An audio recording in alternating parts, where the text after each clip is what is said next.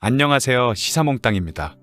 아프가니스탄 정부가 이슬람 무장조직 탈레반에 의해 붕괴되자 중국의 군사적 압박을 받는 대만에서도 적잖은 논란이 이어지고 있습니다.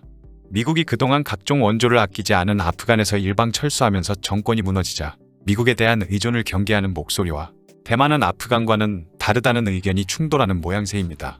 지난 8월 17일 자유15 등 대만의 언론에 따르면 야당인 국민당 당적의 자오사오캉 BCC 라디오 방송국 사장은 전날 페이스북에 올린 글에서 대만도 아프간의 실패를 교훈으로 삼아야 한다고 강조했습니다.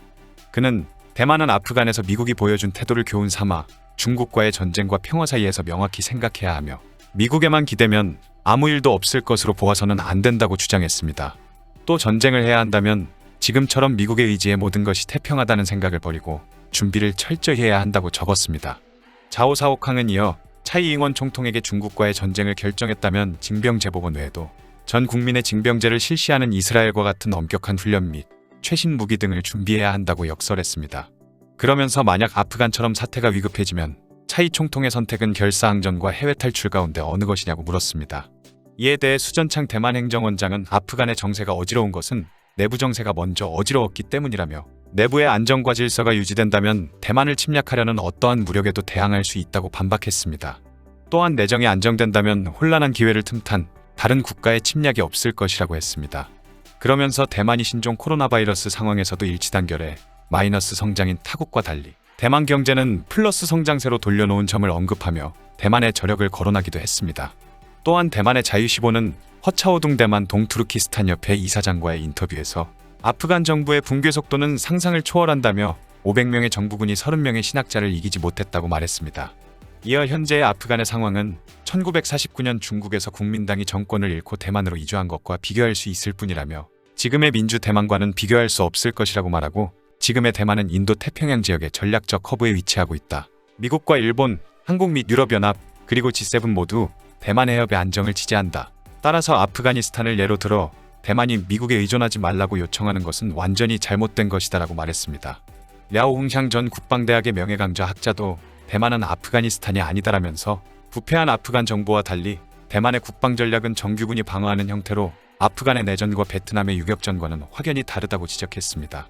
그는 나토 회원국들과 일본 및 한국, 리투아니아와 에스토니아, 라트비아 등 발트 3국, 폴란드 등의 국가안보 전략이 모두 미국과 함께 하는 것이라면서 대만은 당연히 미국 쪽에 서야 한다고 역설했습니다.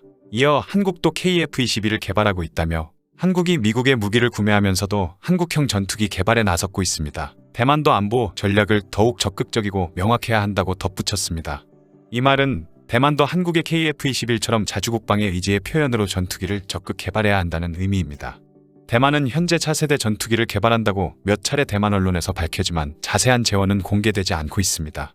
지난 4월 15일 영자신문인 타이완 타임스는 대만이 차세대 전투기를 개발 중이라고 보도했습니다. 또한 대만은 차세대 전투기의 개발과 더불어 엔진도 개발 중이라고 밝히고 특히 한국의 KF-21의 개발 비용은 너무 많으며 대만은 한국보다 적은 비용으로 차세대 전투기를 개발할 수 있다고 밝혔습니다. 우선 대만의 타이완 타임스가 보도한 내용을 살펴보면 대만의 국립중산과학연구소는 지난 4월 15일에 차세대 전투기 개발 작업이 예정보다 앞당겨 진행되고 있다고 밝혔습니다. 장충정 NCSIST 원장은 이 연구소가 차세대 전투기에 대한 연구 개발을 진행하고 있다고 확인했습니다. 그는 1단계에서는 전체 설계와 엔진 개발이라는 두 가지 구성 요소가 있으며 두 단계 모두 2024년에 완료될 것이라고 말했습니다. 지난 4월 15일 오전에 개최되었던 외교국방위원회 회의에서 민주진보당의 국회의원인 차이시잉 의원은 군이 차세대 전투기에 대한 연구 개발을 시작했는지 물었으며 이에 대해 장충정 NCSIST 원장은 항공기를 개발하기 위해 NCSIST가 첫 번째 단계를 두 개의 프로젝트로 나눴으며 두 프로젝트 모두 일정보다 앞당겨 진행되고 있다고 발언했습니다. 장충정 NCSIST 원장은 전투기 엔진 개발에 약 88억대만 달러의 비용을 들여 2024년까지 완료할 수 있을 것으로 예상한다고 밝혔습니다. 그는 또한 24개 핵심 기술을 포함한 전체 설계 작업이 정상적으로 진행되고 있으며 모든 설계 작업은 엔진과 마찬가지로 2024년에 마무리될 예정이며 설계 작업에는 17억 대만 달러가 소요될 것이라고 말했습니다. 한국이 차세대 전투기 개발에 2천억 대만 달러를 투자하고 있는데 반해 대만의 차세대 전투기 개발에는 엔진과 전투기 개발 비용을 모두 합해 왜 100억 대만 달러밖에 들지 않느냐는 질문에는 장충정 원장은 KF-21 개발에 2천억 대만 달러는 너무 많은 비용이라고 말했으며 연구 개발이 단계적으로 진행될 것이라고 답했습니다.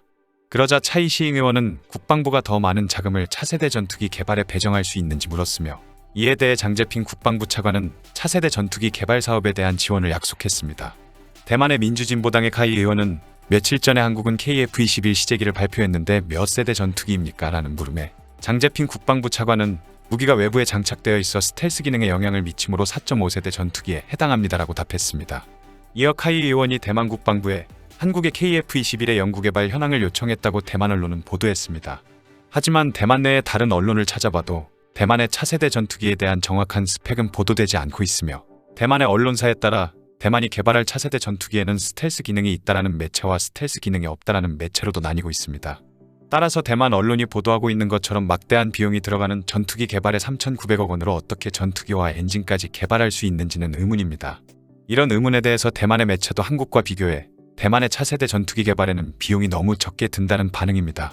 대만의 차이나 타임스는 KF-21은 한국과 인도네시아가 개발한 최초의 자체 개발 전투기이며 한국의 방위사업청과 한국항공우주산업이 2016년에 본격적으로 전투기를 개발하기 시작하여 시제기를 제작하는 데 5년이 걸렸다고 말하며 KF-21의 총 지출액은 18조 원이며 연구개발 비용만 8.6조 원이 들었는데 대만과학원의 전투기 개발 예산은 엔진과 전투기 개발을 모두 합해 100억 대만 달러에 불과하다고 지적했습니다.